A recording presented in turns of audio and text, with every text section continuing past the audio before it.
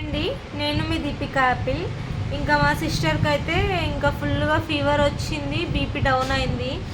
ఇక హాస్పిటల్కి అయితే వచ్చాము.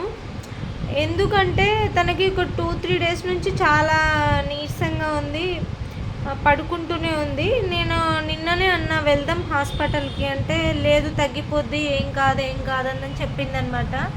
లాస్ట్కి ఇప్పుడు ఏమైంది, నెగ్లెక్ట్ చేయడం వల్ల అయితే కొంచెం ఇట్లా సీరియస్ అవ్వాల్సి వచ్చింది.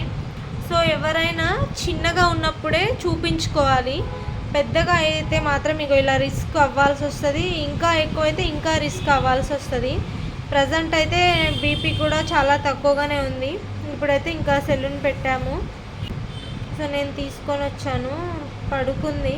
ప్రియా ప్రియా నేను నీకు అంతగానం చెప్పిన ముందే, నువ్వు నిన్ననే పోదామంటే నా మాట ఇల్లే. ఇప్పుడు చూడు, ఇప్పుడు ఇంత బాధపడాల్సి వస్తుంది. ఏం తగ్గిపోద్దు ఏమో, ఇప్పుడు ఇంత బాధనైతే నువ్వేగా పడుతుంది. అదే నేను చెప్పినప్పుడే నువ్వు వచ్చుంటే ఇంత ఉండకపోయేది కదా ప్రియా. యాపిల్ని ఇక ట్యూషన్ నుంచి తీసుకొని రావాలి. ఇప్పుడైతే నేనే వెళ్ళాలి యాపిల్ దగ్గరికి.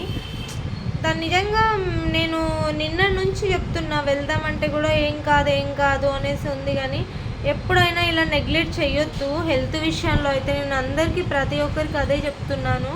ఖచ్చితంగా కొంచెం మనకి బాగాలేదనిపించినా కూడా వెంటనే వెళ్ళి చూపించుకోండి. సో జాగ్రత్తగా ఉండండి, ఫుడ్ కొంచెం తినండి. మా ఇంట్లో మేము ఫుడ్ తినకపోవడం వలన ఈ రీజన్స్ అనమాట.